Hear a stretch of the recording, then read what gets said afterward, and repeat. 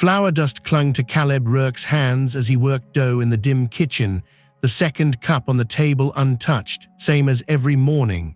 The fire had nearly died. He didn't notice. A knock came too sharp to ignore. The door opened before he answered. A woman stumbled in with a tangle of skirts and a dropped valise, thread spools scattering across the floor. She looked at him, flustered, then gave a small, awkward laugh.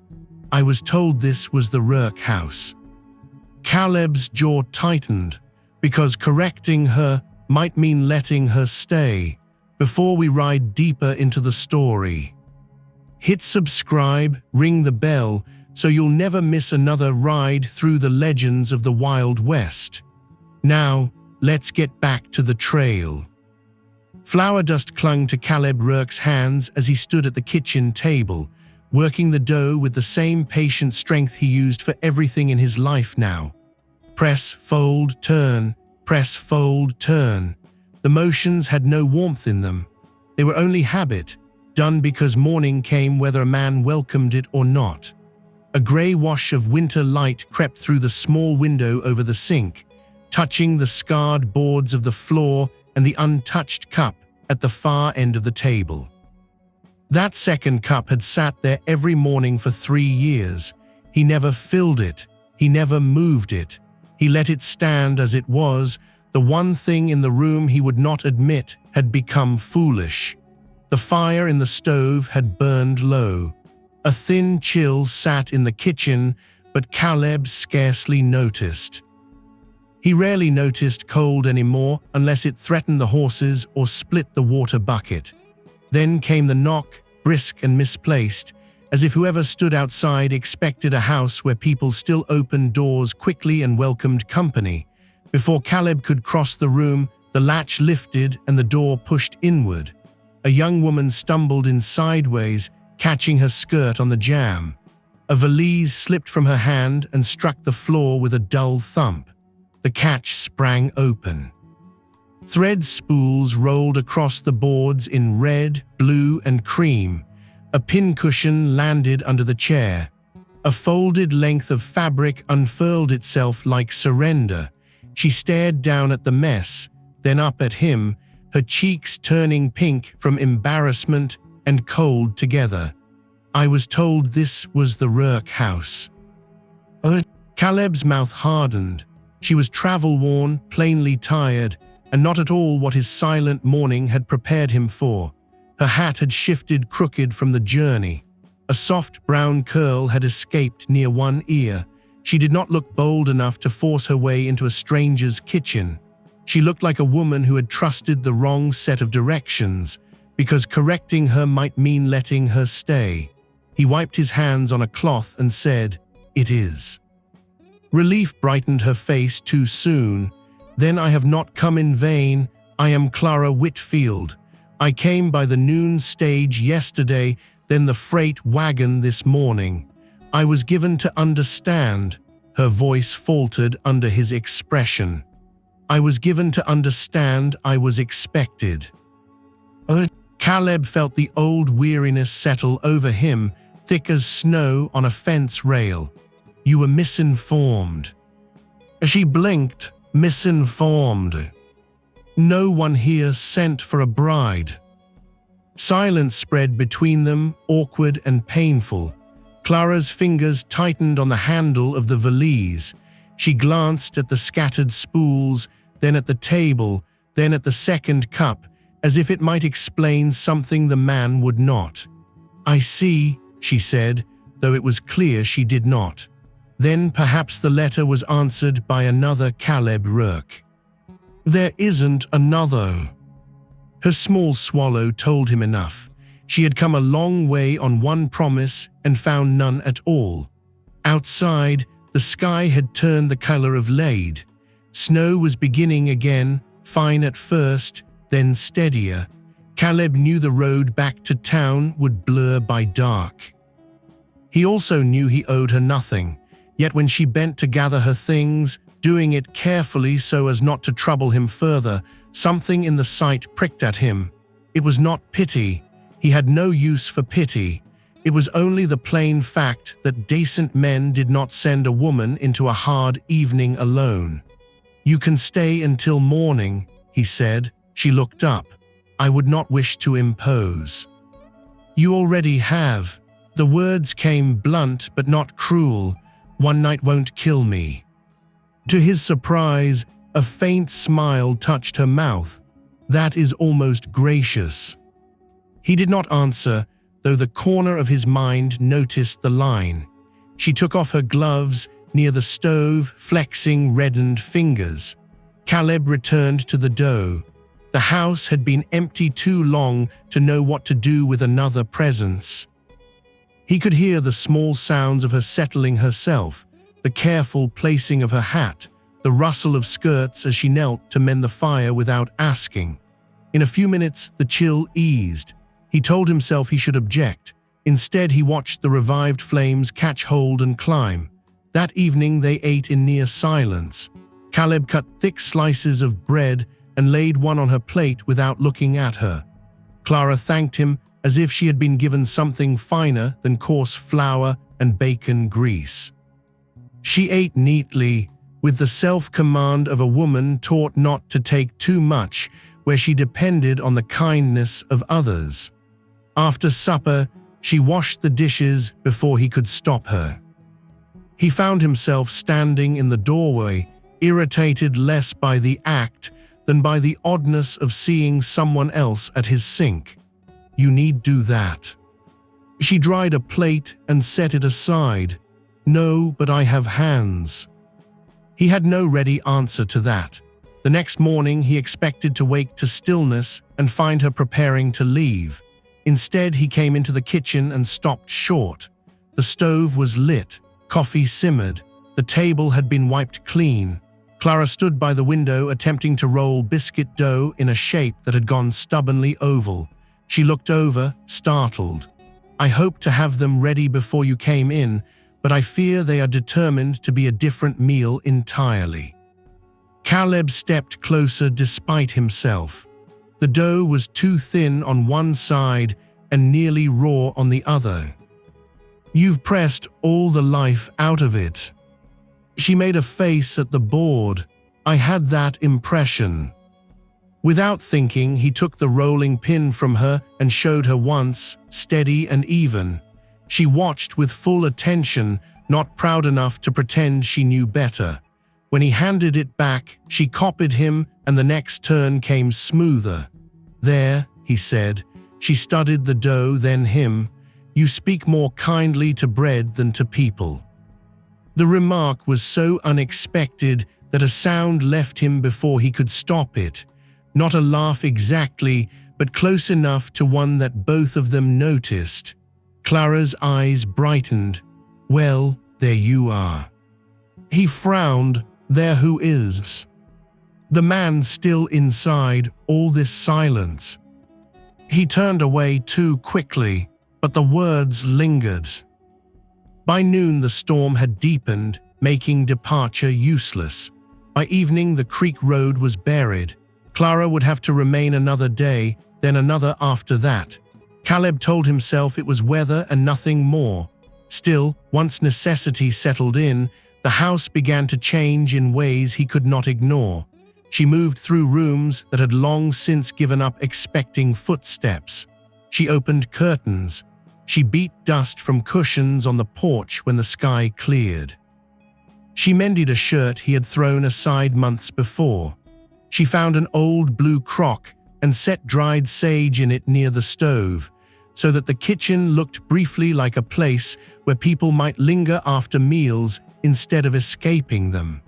Caleb spent his days in the barn, currying horses, mending harness leather, checking stores. He liked tasks with edges and weight, yet he began to hear her within the shape of each day, a cupboard door closing softly, a tune half-hummed and quickly abandoned when she realized she had made noise.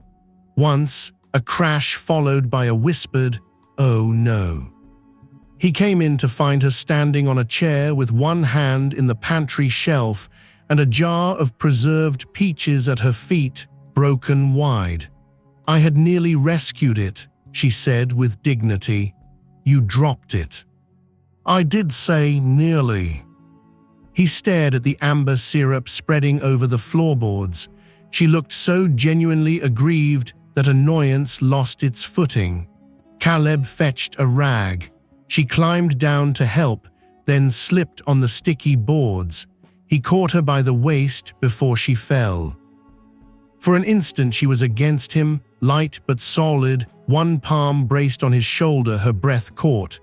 He could smell peaches and clean soap and the faint winter air still clinging to her hair. The nearness struck deeper than it should have, too sudden, too human. He set her upright at once and stepped back. Stand still, he muttered. Color rose into her face. That seems wise. He kept his eyes on the floor until the beating in his chest settled. Afterward, he worked twice as long in the barn, angry with himself for remembering the warmth of her. A few days later, they went into town together because flour, lamp oil, and coffee would not fetch themselves. Clara wore a plain brown coat that had been brushed so often the cloth shone thin at the cuffs. The townspeople noticed her at once. Caleb saw it in the way eyes followed them from the feed store to the mercantile. He had been a man the town gave space to. It unsettled them to see a woman at his side, especially one who smiled at people and received their conversation with grace. Mrs. Dalrymple from the dress shop took to Clara immediately and asked if she did mending. A little, Clara said. A little well would do for this town, the older woman replied. By afternoon, Clara had been offered pie, a stove-side chair, and 3 alterations to inspect. Caleb waited outside the dress shop longer than he intended, pretending interest in a wagon axle while watching her through the window as she laughed with the seamstress over a sleeve turned inside out. There was animation in her there, a capable ease. She did not belong to his lonely house alone. She brightened wherever she stood. That evening, she set a parcel on the table.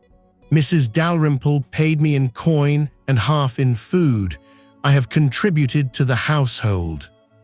Caleb looked at the parcel, then at her. You don't owe board for a mistake. No, she said, but I owe self-respect. The quiet certainty in her voice made him nod. Fair enough. They ate chicken pie from the dressmaker's kitchen and for the first time spoke without feeling their way over each sentence. Clara told him she had learned sewing from an aunt who believed crooked hems were signs of moral weakness.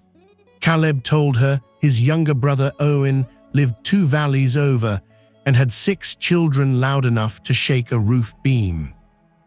Clara laughed at that, a real laugh, warm and low. Caleb watched it happen and felt something loosen in him, small but unmistakable. Days slid into a pattern. She helped in town twice a week. At home she learned which cupboard stuck, which mare hated strangers, and how Caleb took his coffee. He discovered she sang badly, but with courage, read almanacs as if they were novels, and could not carry a full pail without splashing half its contents over her boots. He began leaving the easier bucket by the well for her without remark. She noticed and said nothing, which was its own kind of kindness. One night after supper, she sat near the stove darning socks while he repaired a halter strap. The lamp cast a mild circle around them. Outside, the world lay white and still. "Were you always this quiet?" she asked. He threaded the leather through the buckle. No. The answer hung between them. It was more than he usually gave. Clara did not press at once. "Then I am glad," she said after a moment, "that quiet is not all you are." He looked up. She kept her eyes on the sock in her lap. A house can go silent from peace or from sorrow. They are not the same thing. For a long moment he said nothing. Then, because something about the lamp glow and the softness of her voice made honesty feel less dangerous. He asked, "And which is this one?" She lifted her gaze to him, steady and gentle. "It was sorrow. I think it is learning another way." The words found a place in him he had kept boarded shut. He turned back to the halter, but his hands no longer moved with their old hardness. Later, when she had gone to bed, Caleb stood alone in the kitchen. The second cup remained on the table where it always had. He looked at it a long time. At last he picked it up and carried it to the shelf. The sound of it settling among the others was small, almost nothing, yet the room felt changed after. The next morning Clara came in and noticed at once. Her eyes moved to the shelf, then to him. She did not mention it. She simply poured coffee into 2 cups and set one by his hand. "Your biscuits," she said, with a careful solemnity, "will be round today. I have made peace with the rolling pin." He looked down at the pan she held. They were not round, not even nearly. One of them resembled the state of Texas if Texas had been stepped on by a mule. He looked at her. She looked back with quiet expectation. For one suspended second he resisted. Then the laugh came fully, surprising him with its own sound. It was rusty and brief, but real. Clara smiled, and in that smile there was no triumph, only warmth. There he was. And Caleb, hearing himself in that kitchen at last, understood with a strange, aching clarity that grief had not taken everything. It had only buried what he had not known could still be found. After that morning, the house no longer felt like a place merely keeping out weather. It began to hold a kind of life Caleb had not expected to endure, much less welcome. Clara moved through it with less uncertainty now. She no longer paused before opening cupboards, no longer asked where to place every folded cloth or which shelf might take a jar of beans. She learned the shape of his days, and he learned the shape of hers, until their hours stopped colliding and began to fit. It was not that she became graceful. She did not. She still brushed doorframes with her shoulder, and once sent a basket of kindling tumbling all over the floor because she tried to carry too much at once. But her mistakes no longer came from helplessness. They came from haste, from energy, from the simple fact that she had begun to belong enough to move freely. By the middle of February, half the town knew her name. Mrs. Dalrymple at the dress shop told anyone willing to listen that Clara Whitfield had the neatest hemming hand west of the Missouri. Mrs. Keene, the school teacher, discovered Clara could keep order among 6 fidgeting children long enough to mend torn coat sleeves during lessons. The widow Pritchard, who sold preserves from her back kitchen, began sending jars home with Clara in exchange for help copying recipes into a clean ledger, since Clara's penmanship looked steady enough for a banker's wife. Caleb noticed these things without meaning to. He heard them in the mercantile when he went for salt. He heard them from the blacksmith, who mentioned, with a grin too knowing for comfort, that the ladies of town were considering stealing Miss Whitfield from the Rourke place entirely. He heard them from Owen, his younger brother, who rode over one cold afternoon with 2 sacks of feed and all the cheerful intrusion Caleb had once tolerated better. Owen stamped snow from his boots in the entry and stopped dead when Clara came from the pantry carrying a bowl. "Well," he said, looking from her to Caleb and back again, "I knew you'd turn strange one day, but I hadn't guessed it would be in such an improved direction." Caleb gave him a flat look. Clara, to her credit, only smiled and offered coffee. Owen stayed long enough to eat half their biscuits, praise Clara's preserves, and remark 3 separate times that Caleb's house smelled like people again, instead of old leather and regret. Caleb would have thrown him out for that if Clara had not laughed so hard into her apron that she nearly dropped the spoon. When Owen had gone, Caleb found Clara at the table folding the last dishcloth. Her smile still lingered. "He is very fond of you," she said. "He enjoys tormenting me." "That too." Caleb leaned one shoulder against the doorframe. "You fit him too quickly." As she looked up, surprised, "Fit him? My family doesn't take to strangers easy." The cloth in her hands stilled. "Am I still a stranger?" The question landed softly, but it carried more weight than her quiet voice suggested. Caleb should have answered at once. Instead, he found himself looking at her a moment too long, taking in the way the lamplight touched her hair, the fine line between her brows while she waited. "No," he said at last, "not that." Something passed through her face then, not triumph, not even relief exactly, only a warmth so unguarded it made him glance away first. As the weeks moved on, Clara became useful in ways no one could call accidental. She persuaded Mrs. Dalrymple to pay her in coin instead of scraps when the work deserved it. She set up a small basket in the mercantile with mending she could take in and return on market days. She even began teaching little Ruthie Pritchard how to hold a needle without stabbing herself bloody, which made the widow declare Clara heaven sent. At the ranch, she kept her own worth plain and practical. She organized the pantry so Caleb stopped losing sacks of beans behind flour tins. She made lists when supplies ran low.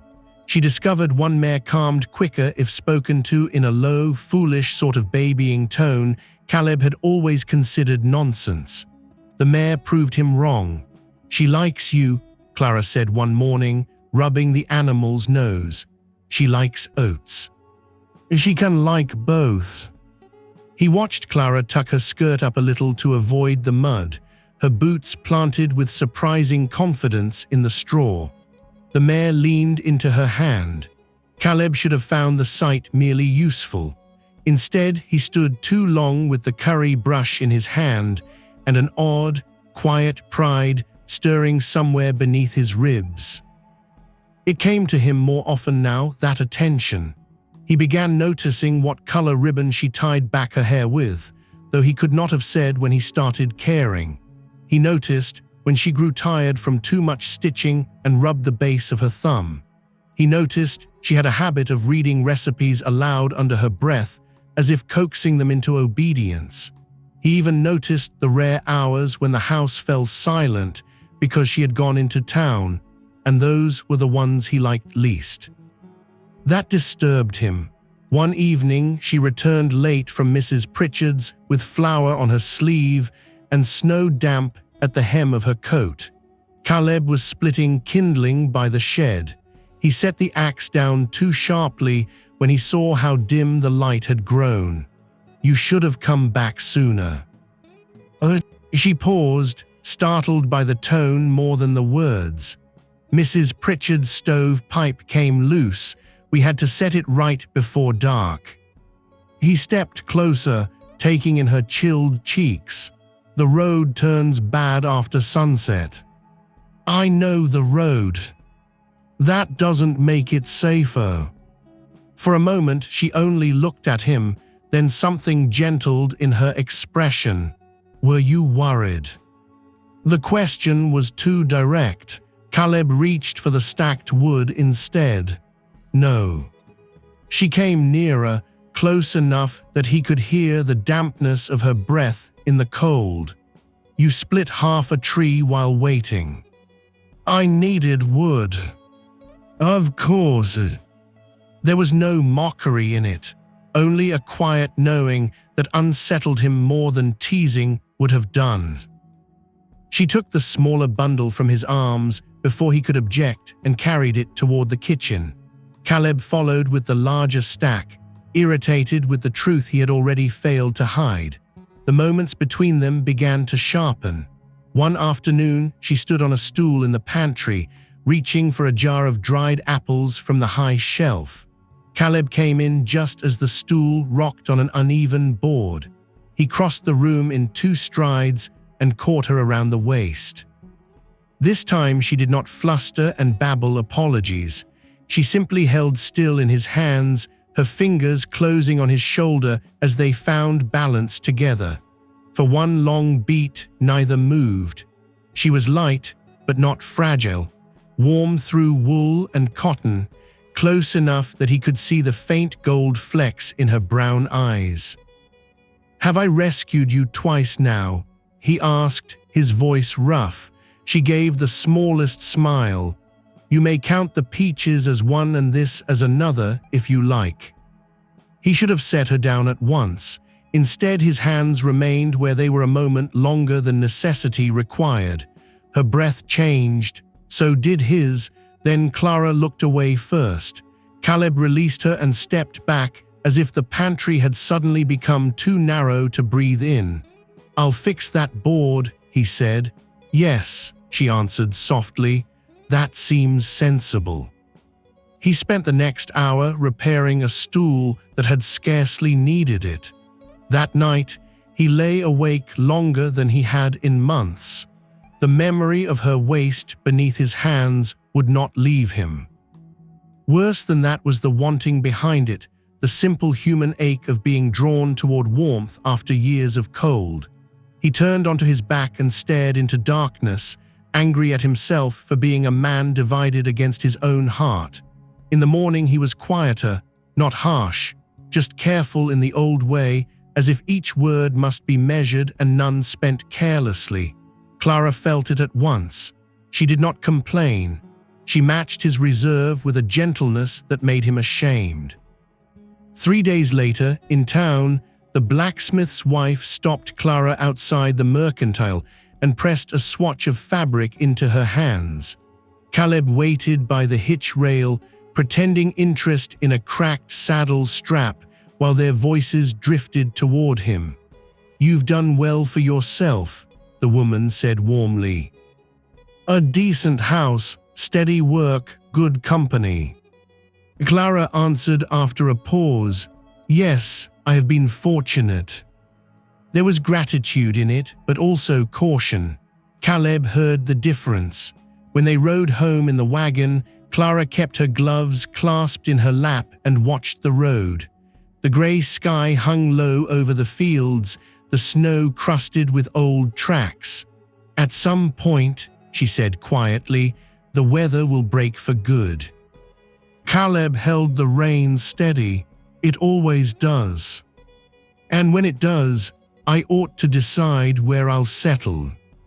The words struck him with unreasonable force. He kept his eyes on the horses. "You have work in town." "Yes." "You're known now." "Yes." He swallowed once. "Then there's your answer." She turned to look at him, and though he did not meet her gaze, he felt it. "Is it?" she asked. He had no reply that would not reveal too much or wound too deeply, so he said nothing, and silence rode home with them. That evening Owen arrived again, bringing a sack of potatoes and the exact wrong sense of timing. Clara took the potatoes to the pantry, leaving the brothers alone near the stove. Owen studied Caleb's face only a moment before saying, "You've got the look of a man chewing nails." "Mind your business." "I am. Mine is family." Caleb stood by the table, one hand braced against the worn wood. "She'll leave in spring." "Will she?" "She ought to." Owen nodded slowly. "And is that what you want?" Caleb's jaw tightened. "That's not the question." "It is exactly the question." Caleb turned away. Through the window he could see Clara crossing the yard toward the shed with a basket of mending for better light. Her figure looked small against the pale evening, but there was purpose in every step. She had come into his life by mistake, Nothing about her staying had been planned, yet the thought of that yard without her in it felt suddenly unbearable. Owen's voice softened. "You think loving her would wrong Emma?" The name struck clean and deep. Caleb closed his eyes briefly. "I buried my wife in the North Field," he said. "I spent 3 years learning how to breathe around that. I won't stand in this house and pretend it didn't happen just because. Because another woman made you laugh." Caleb looked at him then, anger rising fast and hot, but Owen did not flinch. "She's not asking you to forget," Owen said. "Only a fool would think grief leaves because joy comes in. Maybe it's the other way. Maybe joy comes in because grief has made room." Caleb's throat worked once. He hated the words because some part of him feared they were true. When Owen had gone, the house settled into a strange hush. Clara remained in the kitchen, mending by the lamp, though Caleb sensed she knew something in him had been stirred raw.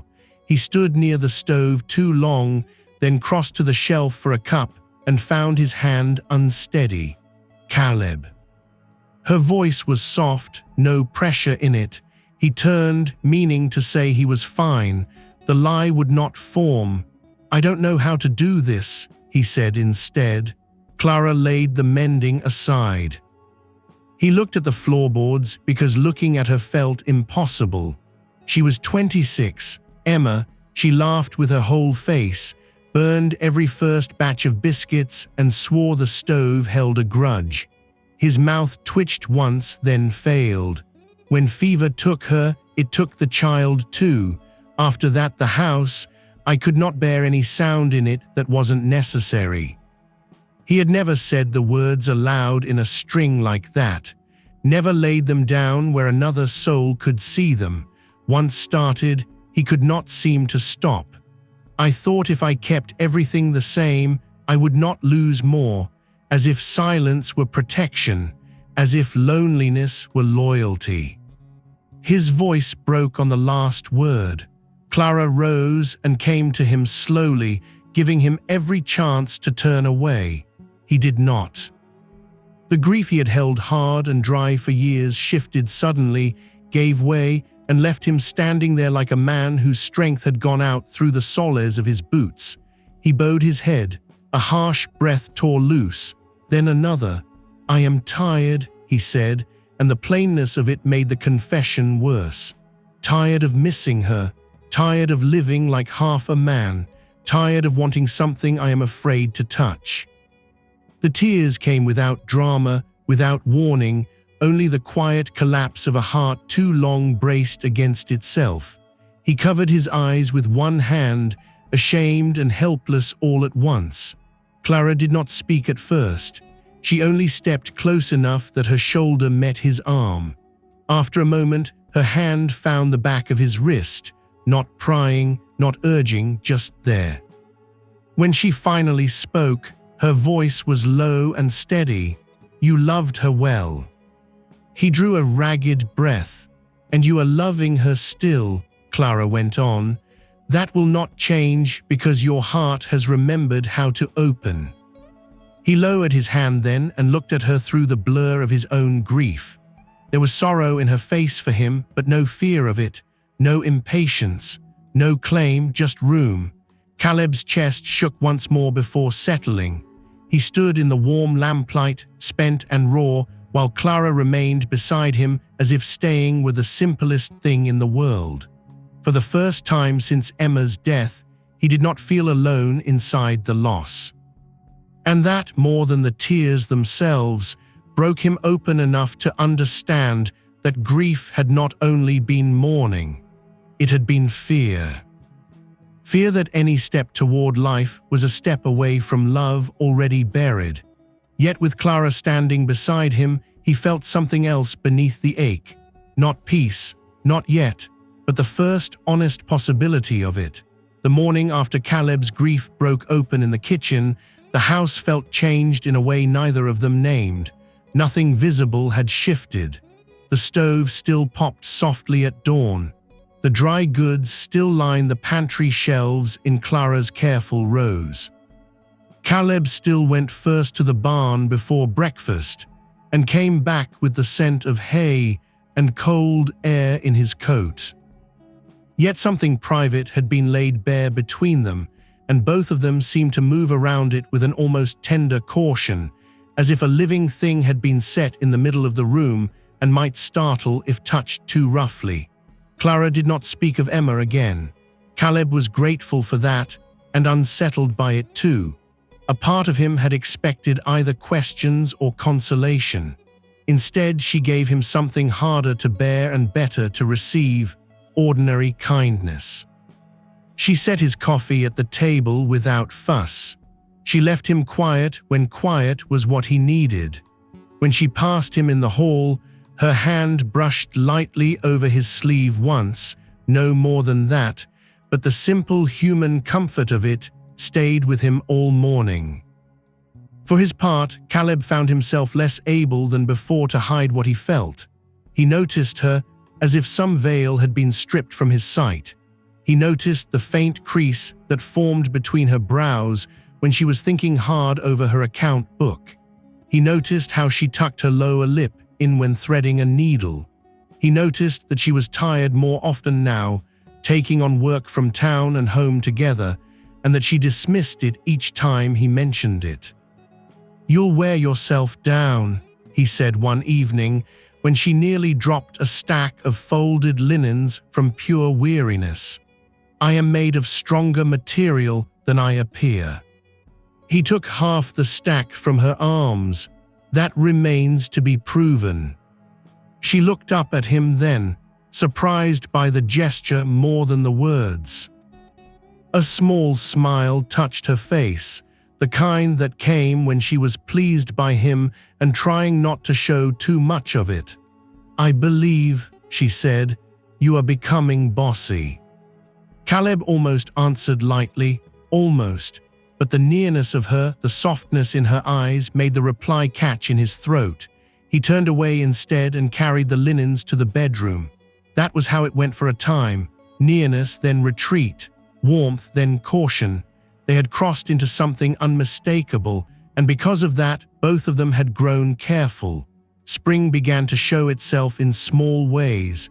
Snow loosened from the shady edges of the outbuildings. The creek started running louder. Dark strips of thawed earth appeared in the pasture.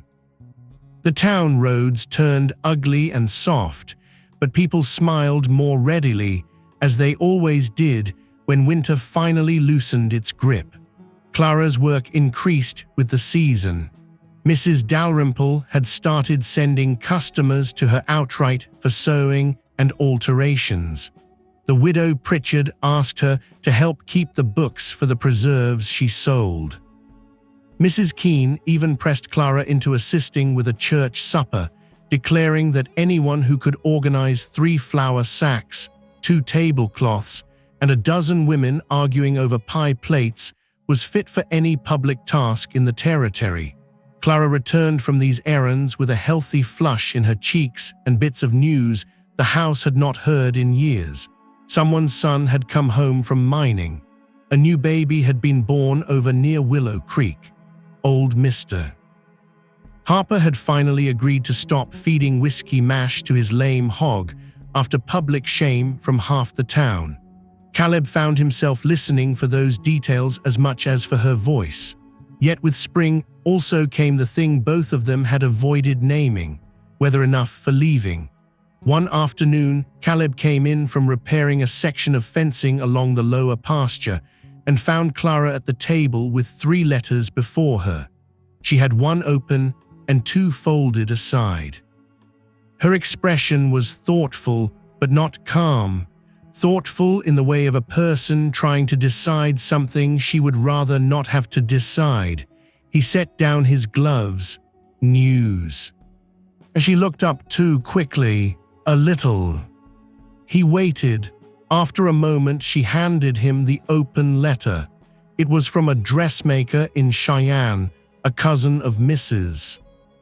Dalrymple's. offering Clara steady work and a room above the shop if she wanted to come before summer. Caleb read it once and handed it back. "It's a good offer," he said. "Yes. You do well there." "I might." He nodded, though something in his chest tightened hard enough to make the simple motion feel like work. "And the others?" She folded the letter carefully before answering. "One is from a boarding house matron in Laramie needing help with accounts. The other is from a widow near Sheridan who wants a governess companion for 2 girls who have more spirit than instruction." Caleb let out a breath through his nose. "Seems the world has discovered your uses." At that, her face softened, and something sad moved beneath the softness. "I suppose it has."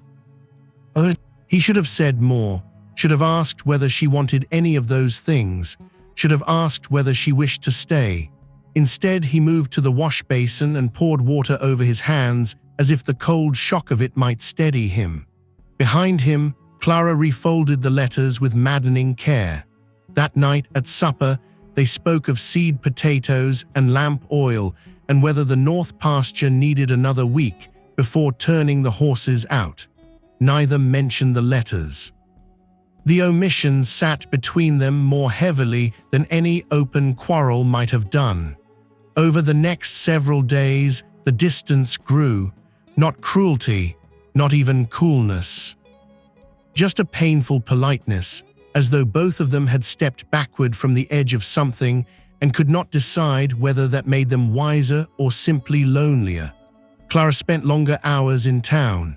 Caleb spent longer hours outdoors. When she laughed, he listened from the next room and did not enter. When he came in tired and mud-streaked from the lower pasture, she set food before him but did not linger at the table. Every absence felt deliberate even when it was not. And because the feeling between them had already ripened too far to be mistaken, the restraint only sharpened it. One evening, Clara came in late from Mrs. Dalrymple's, carrying a new bolt of cloth under one arm and a basket under the other. Caleb met her at the door before she had even set her foot on the porch. He had not meant to. He had only heard the wagon roll away, and his body moved before his mind had sorted out why. "You're late." The words came rougher than intended. She paused on the threshold. The hem on a wedding dress tore clean through at the side seam, and Mrs. Dalrymple nearly wept over it. "That was not your problem." "No," she said quietly, "but I helped anyway." He took the basket from her hands more abruptly than was necessary. Their fingers brushed, both of them stilled. The porch lantern cast a low amber light over her face. There was weariness in it, but something else too, hurt, perhaps, or restraint held too tightly. "Caleb," she said after a moment, "are you angry with me?" He looked at her, and for one foolish instant, the truth almost came out whole. Not angry. Afraid that if he reached for her and she did not stay, he would lose twice. Afraid that if she did stay, he would have to admit the future was asking something of him at last. Instead, he said, "No." She held his gaze. That is not the same as being honest. Then she stepped past him into the house. He stood on the porch after she had gone in, one hand on the basket handle, feeling like a man who had let the right words pass him by and had no faith they would circle back. 2 mornings later, he found her in the kitchen before sunrise, folding the letters into her valise. He stopped in the doorway. Clara looked up at once and set a hand over the papers, though there was no point pretending he had not seen. "You've decided," he said. The kitchen was very still. Even the stove seemed to burn more quietly. "No," she answered, "I've decided I ought to." He came farther into the room. "Which one? Does it matter?" The question struck more cleanly than anger would have. He looked at the valise, the one she had brought tumbling through his doorway months ago, with thread spools scattering over the floor. For a wild moment, he hated the sight of it. "Yes," he said, "it matters." She rose slowly from the chair. "Then why have you spent the past week speaking to me like a boarder whose rent is nearly up?" He opened his mouth, closed it. Her chin lifted a little, but her eyes had gone too bright. "I know what it is to overstay welcome, Caleb. I have lived too long by other people's kindness not to recognize the signs." "That's not what this is." "Then tell me what it is." There it was, the moment he had been avoiding, not because he did not know what he felt, but because he knew it too well. He set both hands on the table, leaning into the old scarred wood as if it might hold him steady. "It is this," he said. "Every time I see those letters, I think of this house without you in it, and I cannot stand the thought. Every time I try to imagine asking you to stay, I hear every fear I have ever had telling me I have no right, so I do nothing. Which is a coward's way, and I know it." Clara did not move.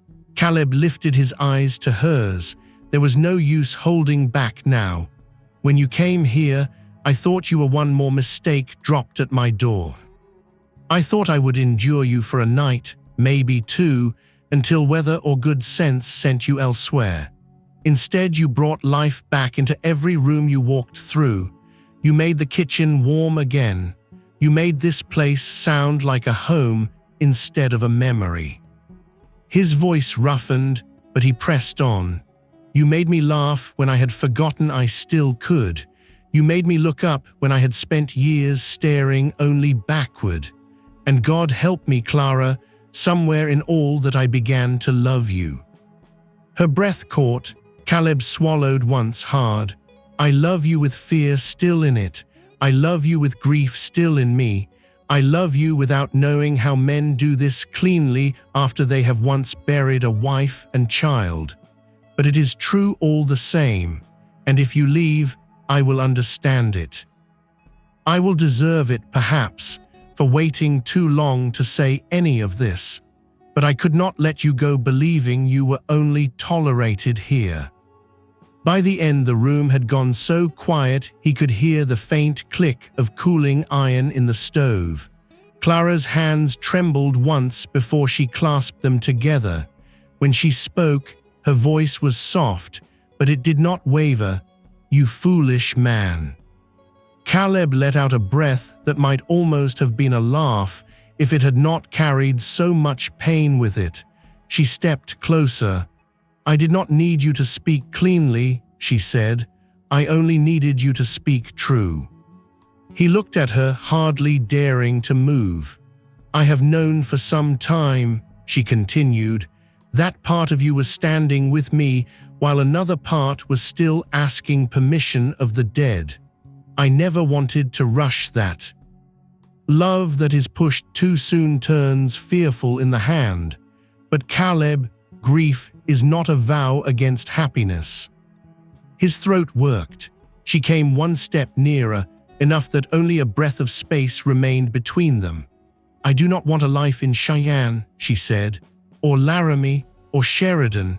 I want the one place where I have felt seen for who I am, clumsy hands and all. I want the man who looks for me at the window when I am late from town. I want the man who leaves the lighter water bucket by the well and pretends he did no such thing. I want the man who has loved deeply enough to be afraid and is trying anyway." The last of the strain in his face gave way then, not all at once, but enough that she saw it happen. "Clara." "Yes," she said, and smiled through the brightness in her eyes. "That is my answer before you manage to ask badly." His hand came up almost uncertainly, touching her cheek as if he still expected this to vanish if held too quickly. She leaned into his palm with a softness that undid him. Then he kissed her. It was not dramatic.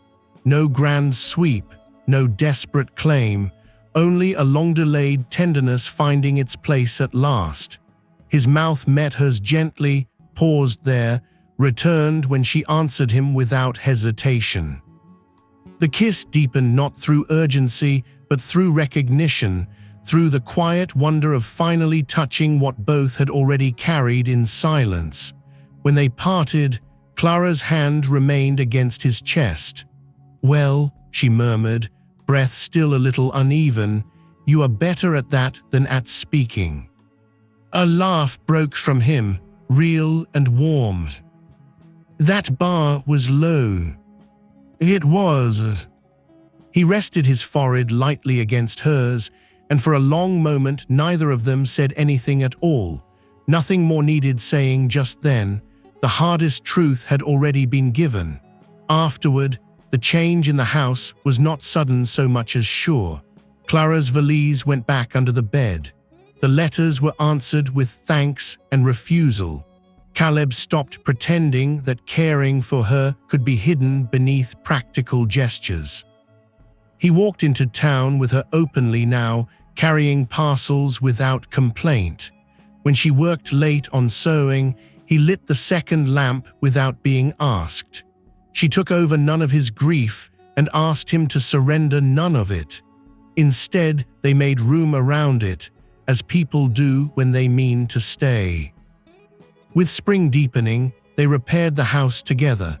Caleb fixed the loose porch rail while Clara scrubbed the windows until light came through clean and bright.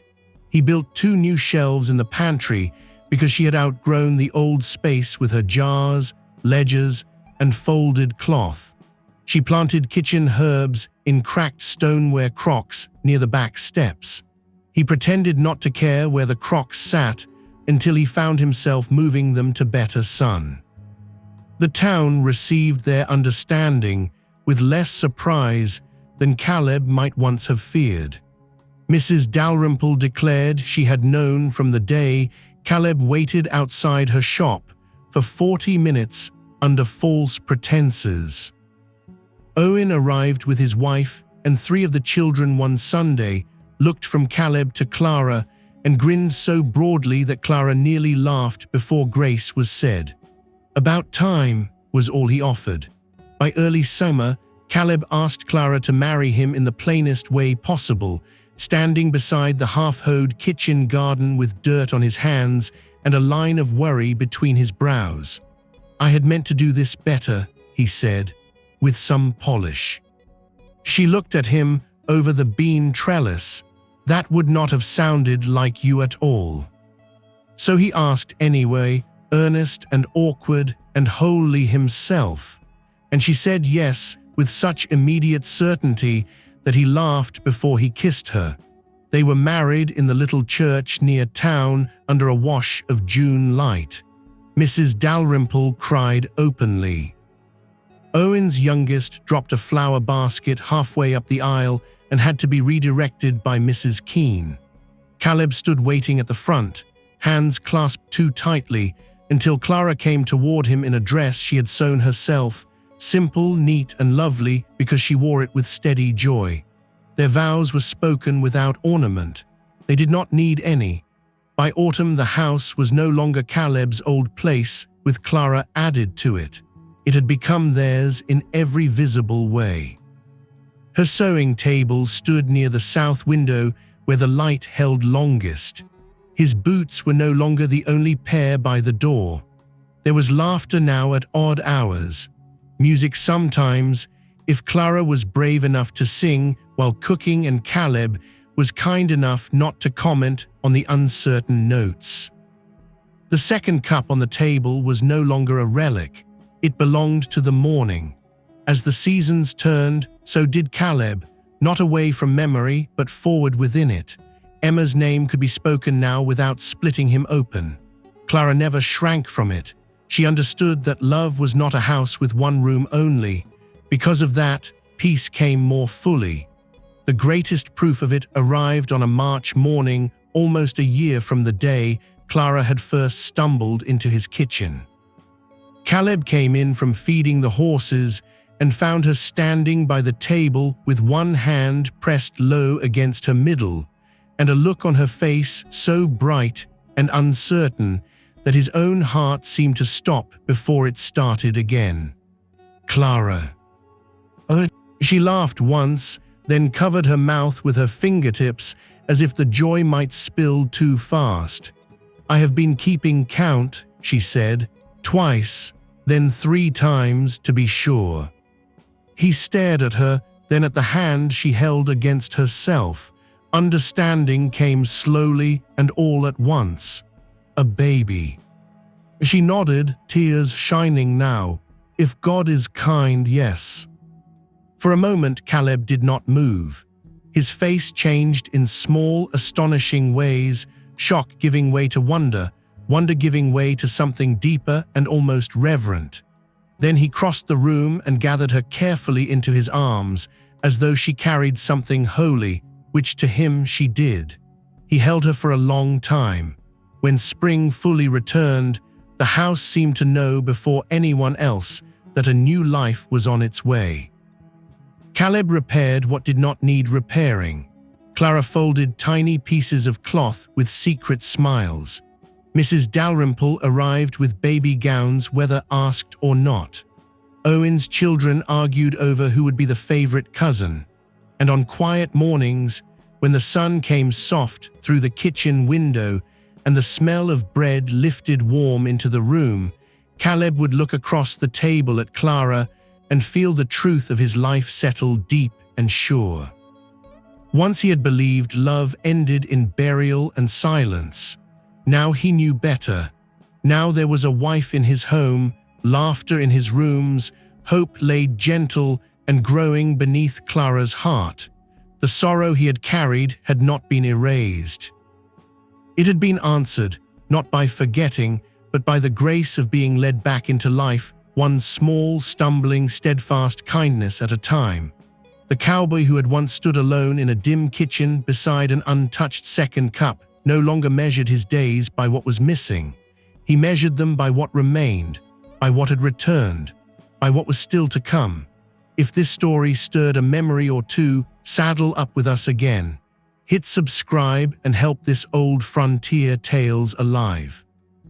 Out here, every name, every trail, every sunset still matter.